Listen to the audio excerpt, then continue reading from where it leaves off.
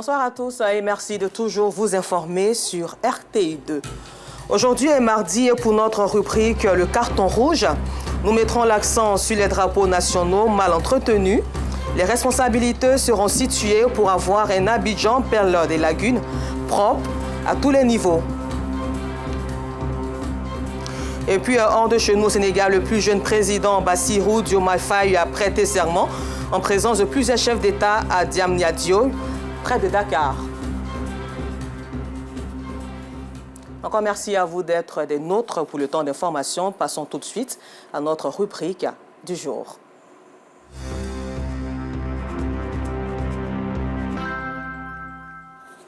Si vous faites un tour sur le boulevard Nangui à Brogua dans la commune d'Adjamé, le boulevard Latrie de Cocody, vous verrez certainement l'état de délabrement très avancé des drapeaux de la Côte d'Ivoire. Cette tissu aux couleurs nationales censé embellir ces voies publiques se dégrade de jour en jour au point où l'on trouve certains drapeaux déchirés. Sur ces voies à grande circulation, il est difficile de reconnaître les couleurs du drapeau ivoirien, tantôt en berne ou flottant. Face donc à ce traitement incivique que subissent ces enseignes, carton rouge de Justin Kouassi, Pagasoro, Kone de Madongui, Gilles Tonien, Seydou et Fatima Ouattara, attribués aux personnes qui sont censées en prendre soin.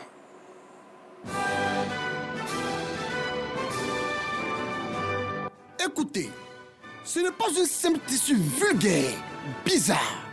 Ce n'est non plus un simple morceau de pagne usé que l'on trouve à tout coin de rue.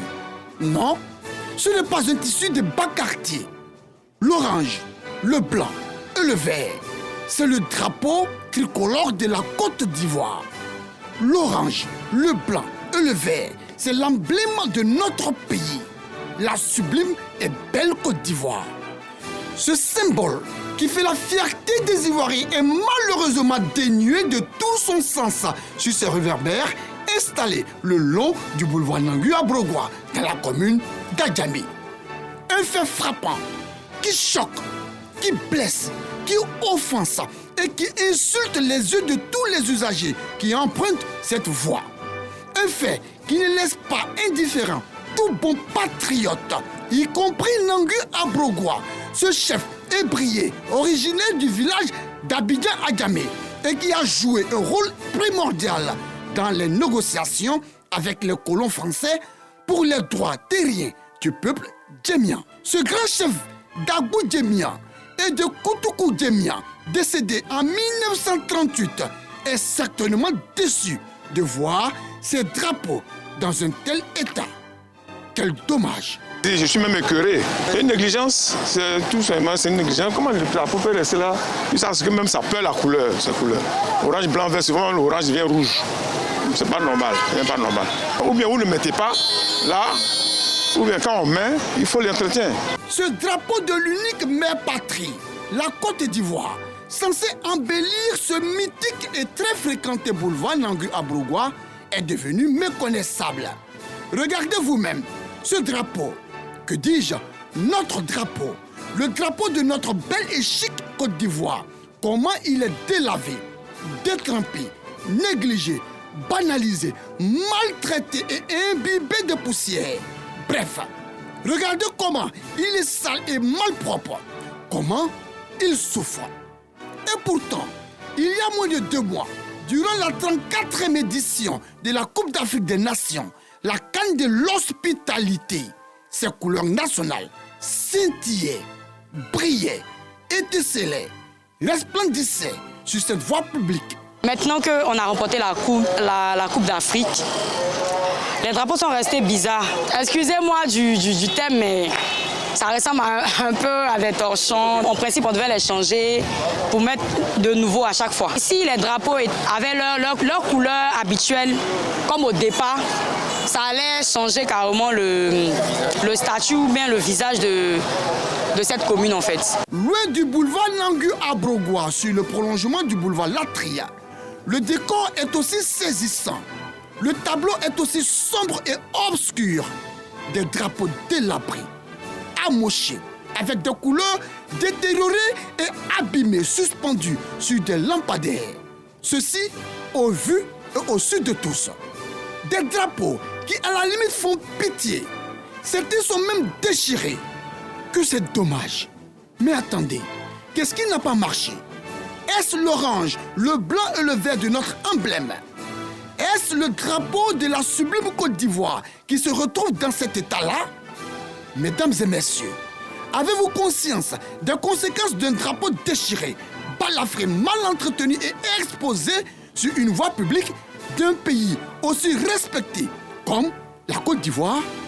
Non, je ne crois pas. Ces drapeaux pleurent. Ces drapeaux sont tristes et sont plongés dans une mélancolie indescriptible. Quel dommage! Dans ces derniers temps, nous avons remarqué que les drapeaux, d'abord, sont déchirés, puis on ne voit plus trop des drapeaux. Il y a des drapeaux qui sont quittés, qui ne sont pas remplacés. Voilà, les drapeaux sont sales. Il y avait des drapeaux qui traînaient même à terre. Quand c'est comme ça, ça n'honore pas le quartier. Mais ce n'est pas tout. Sur le prolongement de cette même voie, précisément de la commune de Cocody, une scène anormale nous interpelle. Ici, il est non seulement difficile de reconnaître le drapeau national, le comble, ces drapeaux sont tous en berne. Celui-ci est plus qu'en berne. Il a cédé et traîne presque au sol. Qu'est-ce qui n'a pas marché pour qu'à peine sortis de la canne, nous retrouvions sur la voie publique des drapeaux dans cet état-là? Qu'est-ce qui n'a pas marché? C'est pas normal d'avoir les drapeaux sales et déchirés. Et si Cocody fait la référence, en tant que patriote, quand tu vois ton drapeau qui est délabré, bon, surtout dans la commune de Cocody, en tout cas, ça fait mal au cœur. Les couleurs sont plus reconnues. Le vert ressemble à du bleu, le blanc est devenu plus que du gris. Et l'orange même, c'est comme du beige. Donc on ne reconnaît plus les couleurs, ce qui n'est pas normal. Vu l'état actuel du drapeau, ça m'a interpellé. Je me dis que c'est l'emblème du pays et que ça ne présente pas bien. Voilà, en tant que citoyen, en tant que patriote, je pense que tout ce qui touche à la nation, je pense que tout citoyen doit accorder une attention particulière. C'est pour cette raison que je suis venu voir dans quelle mesure je peux peut-être trouver une solution pour que les choses soient bien présentables. Quand un drapeau en berne, on voit quel signe, quelle est la symbolique. Et je pense que c'est pas bien. Le drapeau doit flotter. Le drapeau doit être en l'air et flotter. Je pense qu'il y a une petite négligence, voilà, où on n'a pas le véritable sens du patriotisme ou bien des actions citoyennes. Face à ce manque de respect et de considération pour le drapeau national, nous avons essayé de rentrer en contact avec le district autonome d'Abidjan pour nous enquérir des raisons d'un tel agissement vis-à-vis de l'emblème du pays. Les tentatives suivies de messages téléphoniques sont restées sans réponse. Face à la négligence exagérée, face au mauvais traitement du drapeau tricolore de notre pays orange, blanc et vert, face à l'état de délabrement de ces drapeaux sur la voie publique, face à l'insouciance de toutes ces personnes qui exposent et mettent en mal l'emblème national, un carton rouge leur est adressé. Carton rouge, oui, carton rouge aux autorités compétentes en charge de ces drapeaux sur la voie publique. Ces autorités amorphes qui regardent cette scène de désolation sans dire mot, qui ne lèvent pas le petit doigt et qui ne se bougent même pas pour retirer de la place publique cette gifle, cette claque, cette humiliation, cette honte que ces drapeaux sales et malpropres de notre pays nous infligent. Mesdames et messieurs, si vous ne le savez pas, le drapeau tricolore de notre pays représente notre emblème, notre fierté d'appartenir à la Côte d'Ivoire. Alors, vous devrez savoir qu'ils soient en berne ou qu'ils flottent, ils sont pleins d'essence. Ils doivent non seulement être propres, mais doivent intimer respect et considération. Mesdames et messieurs, savez-vous que prendre soin du drapeau tricolore, c'est montrer aux yeux de tous notre engagement envers notre nation, mais surtout notre volonté de préserver l'héritage commun.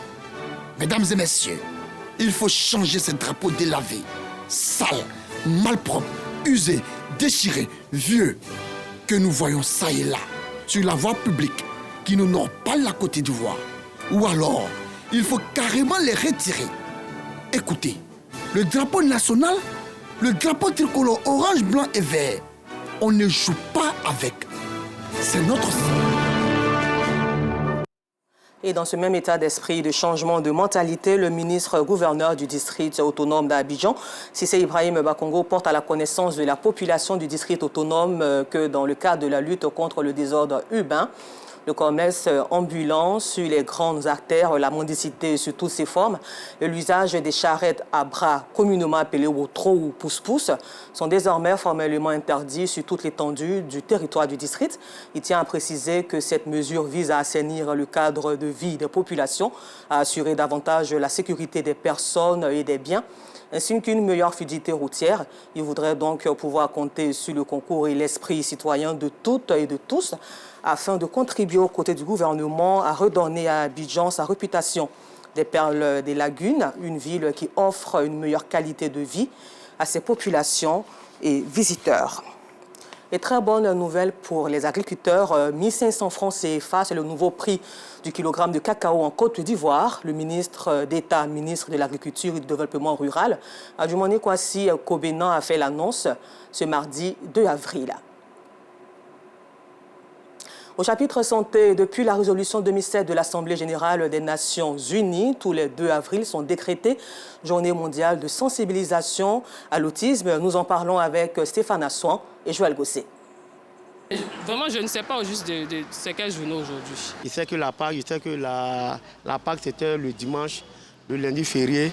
Mais je ne sais pas quelle journée, je ne sais pas trop. Je ne savais pas qu'aujourd'hui est la journée mondiale de sensibilisation sur l'autisme. Cette journée méconnue du citoyen lambda est la journée mondiale de sensibilisation à l'autisme qui a été instituée le 2 avril à l'issue de la résolution 2007 de l'Assemblée générale des Nations unies. Elle souligne l'importance de sensibiliser le public à l'autisme. Ainsi, le programme national de la santé mentale du ministère de la Santé, de l'Hygiène et de la couverture maladie universelle a initié la campagne nationale de sensibilisation à l'autisme. Cette campagne dénommée Avril Bleu 2024 est à sa 2e édition. Lynn Kodja Magouri, la présidente de l'association des parents au cœur bleu, a formulé un plaidoyer auprès du ministère de la Santé.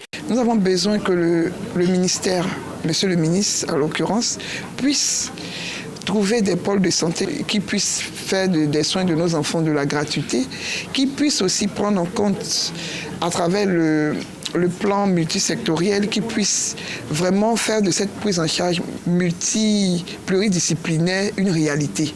Parce que nous nous engageons bien souvent dans la prise en charge de nos enfants, mais face aux coups onéreux, nous sommes obligés de retrousser ou bien de régresser.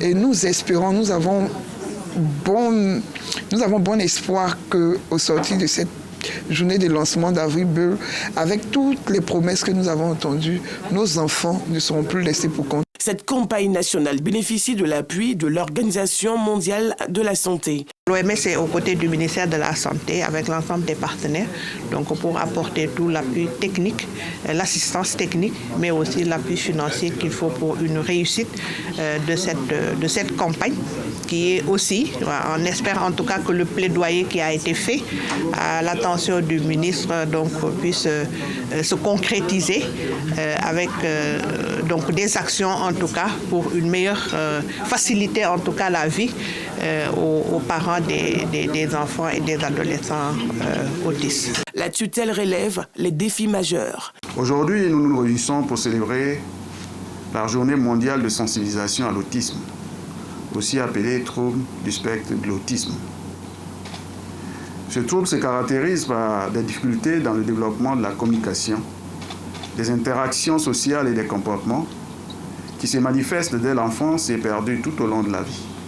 Malgré les avancées notables, de nombreux défis persistent, notamment en matière de prise en charge, de suivi, de protection sociale, d'éducation, de formation, d'employabilité et d'inclusion sociale des enfants, des adolescents et des adultes autistes, et de soutien aux familles et associations. Pour relever ces défis, la campagne Avril Bleu est un cadre pour transformer les occasions manquées dans tous les domaines et secteurs de la vie en opportunités pour améliorer la vie des enfants, des adolescents et des adultes autistes et permettre à ceux-ci qui vivent ces troubles de comportement sans le savoir de pouvoir désormais être assistés. C'est dans cette note d'espoir que je déclare ouverte la campagne nationale de sensibilisation à l'autisme dénommée Avril Bleu 2024. Je vous remercie. La campagne nationale de sensibilisation à l'autisme va s'étendre du 2 au 30 avril sur l'ensemble du territoire. Elle a pour thème « Autisme, transformant les occasions manquées en opportunités pour sauver des vies par la détection précoce ». Ce 2 avril est aussi dédié aux livres pour enfants. Nous en parlons avec Fedana Yo, qui a rencontré un auteur, un bibliothécaire. Le livre, pour nous, c'est un moyen de pérenniser. Le livre, pour nous, c'est un moyen de pérenniser nos écrits. C'est-à-dire qu'à travers le livre, l'enfant a un contact physique et pour nous, ça apporte un plus. Le livre, pour laisser des traces. Les enfants, à partir de 0 à 2, 3, 4 ans, ont leur univers. Donc, il faut bien spécifier certaines choses pour que, quand ils arrivent, ils puissent se sentir dans le livre. Pour les tout petits, les enfants qui n'arrivent pas à lire, il y a plus d'images que de textes. Par la lecture, on se forme, on voyage sans bouger, parce qu'à travers la lecture ou le livre, je peux connaître l'histoire ou tout ce qui est culture, peut-être européenne ou occidentale, sans me déplacer. Religion du côté de la région de la Niébitiassa, la SIMPA, Société coopérative ivoirienne de négoce et de produits agricoles, a procédé à une cérémonie de rupture collective dans la localité d'Agboville pour ce mois de Ramadan. La paix, la cohésion sociale et l'amour pour l'enfant sont les thèmes qui ont, entre autres, été au centre de ce rassemblement. Le compte rendu de Pagasoro Kone de Madongui et Enza Traoré. L'amour pour l'enfant. C'est la problématique développée par l'imam principal de la mosquée centrale d'Agboville. C'était à l'occasion de la traditionnelle rupture collective de la coopérative SIMPA, Société coopérative ivoirienne des négoces et des produits agricoles. Dieu a créé le monde par l'amour. Les prophètes sont venus nous pour l'amour et tous ont prêché l'amour. Nos parents nous ont donné beaucoup d'affection, beaucoup d'amour, qui nous a permis d'être imam, d'être ministre, d'être président de la République. Alors comme ça, nous aussi, il faut qu'on prêche pour montrer à la communauté que l'amour de l'enfant est impératif. Chacun de nous doit faire effort pour donner l'amour à ses enfants, pour les mettre à l'école, pour qu'ils aillent apprendre, être éduqués de la bonne manière. Les propos de l'homme de Dieu font apprécier par responsables et membres de la coopérative, par imams et fidèles musulmans, mais aussi par guides et fidèles des autres obédiences religieuses de la région de la Niébitiassa. Tous saluent la qualité de l'intervention de l'imam ainsi que l'initiative de la SIMPA. Ça fait la 3e année que Moussa organise cela. Vraiment, nous le remercions sincèrement. Puis prions pour lui. Ce sont des sentiments de joie. De joie parce que à travers cette rupture-là, il y a à l'intérieur l'amour et le partage. C'est un honneur pour moi, en tant que chrétien, d'être convié à la rupture collective des musulmans. Je suis vraiment heureux parce que moi-même, je suis un encadreur des enfants que vous voyez avec moi. Ils ont l'affection de nous qui sommes les plus âgés, nous les orientons. Nous souhaitons que ceux-là vraiment écoutent les conseils des aînés et qu'ils se comportent vraiment bien parce que c'est eux l'avenir de demain. Pour le premier responsable de la SIMPA, cette rupture collective vise non seulement à renforcer les liens de fraternité, mais surtout vise à promouvoir l'islam. Moussa Sawadogo, dit Moussa Kakao, n'a pas manqué de traduire la reconnaissance de la coopérative SIMPA à l'ensemble des invités.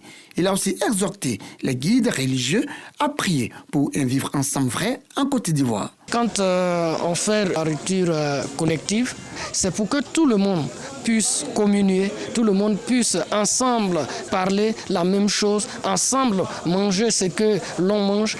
Aujourd'hui, on ne peut rien faire sans enfant. Dieu a toujours donné un enfant, mais il faut qu'on ait l'amour pour cet enfant. Car l'amour qu'on a pour cet enfant fait que demain, il peut vivre dans la société. Si l'enfant n'est pas respecté par ses parents, si l'enfant n'est pas éduqué par ses parents, l'enfant n'est pas aimé par ses parents, dehors, ce sera un enfant qui sera irrespectueux. Voilà pourquoi nous parlons de l'amour pour l'enfant. À l'issue de cette rencontre religieuse, louanges, invocations, prières et bénédictions, des temps forts qui ont également meublé cette traditionnelle rupture collective de la coopérative SIMPA. Nous le disons en titre au Sénégal, le plus jeune président, Bassirou Diomaye Faye, a prêté serment après une ascension éclair. Jamais élu auparavant, il devient à 44 ans le 5e président En Égypte, sachez que le président Abdel Fattah al-Sisi a aussi prêté serment ce mardi devant le Parlement pour son 3e mandat à la tête du plus peuplé des pays arabes. Et puis pour terminer ce temps d'information, sachez qu'en République démocratique du Congo, la ministre du Plan, Judith Tuluka, a été nommée hier lundi première ministre en remplacement de Jean-Michel Sama Lukande. Voilà, c'est tout pour aujourd'hui. Merci et bonne suite de programme sur RTI2.